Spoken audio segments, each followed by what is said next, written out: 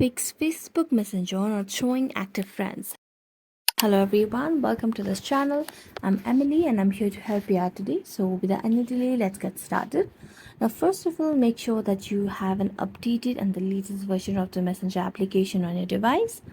Now for that, go to your Play Store application and search for Messenger application.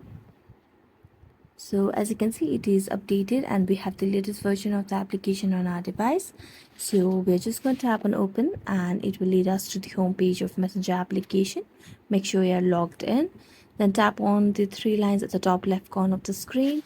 Then tap on the settings icon at the top right.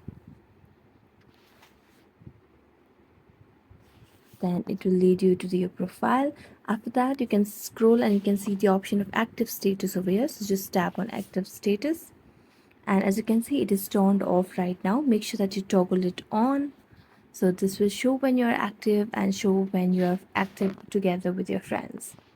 So thank you so much for watching this video. If you enjoyed it, don't forget to like, subscribe and hit the bell notification for more updates. That's it for today. See you next time.